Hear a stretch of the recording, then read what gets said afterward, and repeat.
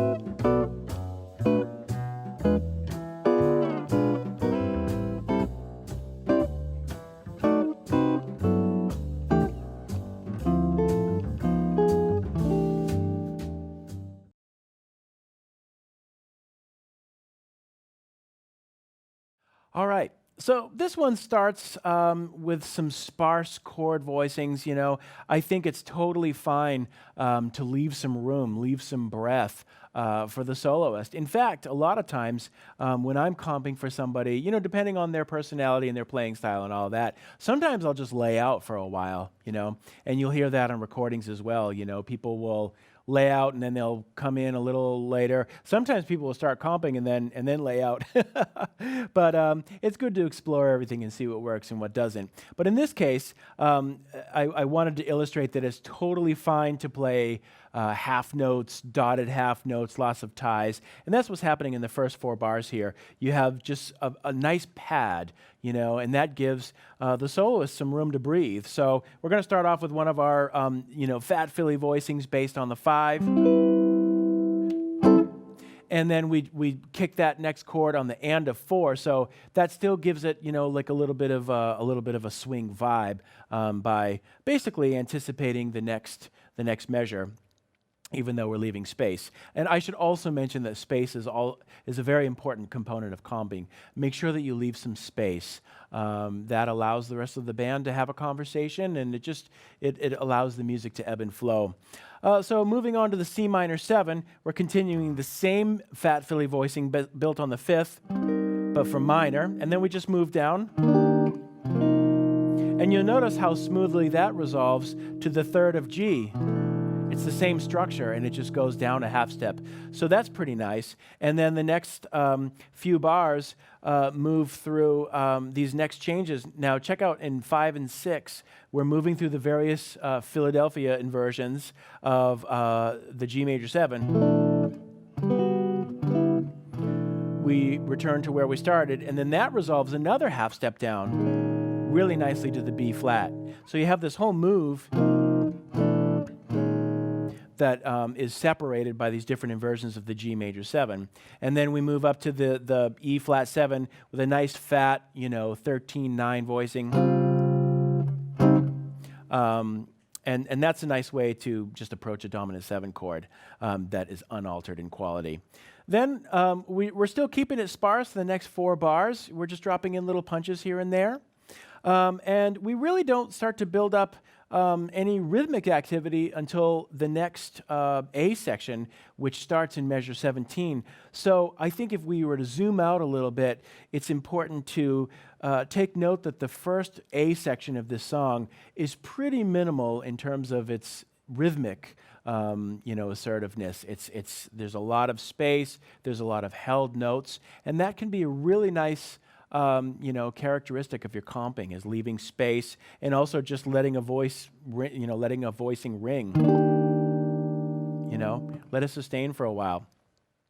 All right, as we move into measure 17, we have a little turnaround that happens in Just Friends when people play it. From the D7 moves down chromatically to the D flat 7, and then that moves down another chromatic half step to the C major 7. Let's take a look at what's happening there. On the D7, we've got that nice kind of a very popular blues voicing. That's one of our Fat Philly voicings for a dominant 7 based on the 3rd.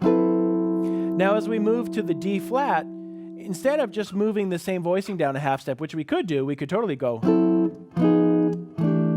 But instead, for the D flat 7, the top voice is actually moving up and then resolving to C. And again, that's a nice, very subtle texture, but one that's very effective. It's kind of like, it sounds more like moving parts to me rather than just this block structure. It's nice to have contrary motion, it's like a contrapuntal technique in that. So we have, then we kick things off in the second A. We move right into our triangle shapes. And then it stays on C but moves to minor, so why not repeat that with the minor variations? So if you listen to the top voice, we've talked about this a lot now, but it's very important. In starting in 17, the top melody note in each chord is, and then it goes. So that's like a little melodic phrase. And when you fill it out with the chords, you have this.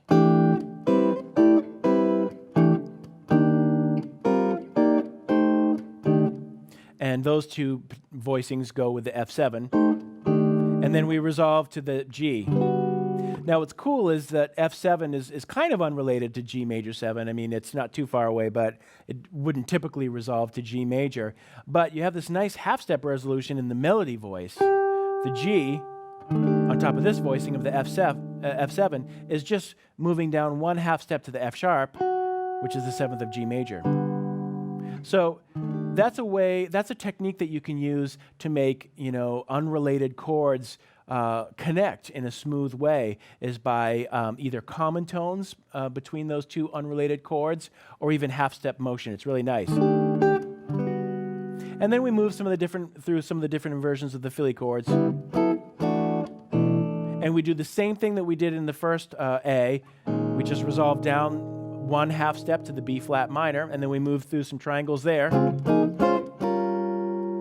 And then from 25 on, we're just basically working through some rhythmic ideas using these different inversions of the Philadelphia and the triangle and the figure 8 chords. So that's what's happening there. Moving on to 29, we have this. And then that's a nice voicing. We're in D7 now. We have, again, another little movement in the melody. If we look at the top notes and the bottom notes, we have counterpoint. So the outer two notes in the first voicing are and then the middle notes stay the same. So we have two static notes and then two notes that change, and that's a really nice effect too. So we have,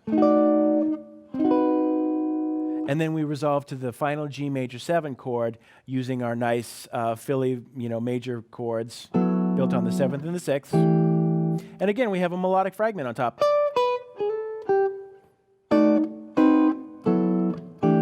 And then we, as we were heading into another chorus of comping, we can just break the chord voicing up like we've talked about. This is a textural variation, but instead of just hitting the D minor 7 to D flat 7, we can break it up a little bit. So you might want to try that approach. You can play through this entire example breaking up the chords. So looking at the beginning, instead of just going, you might just do, and then,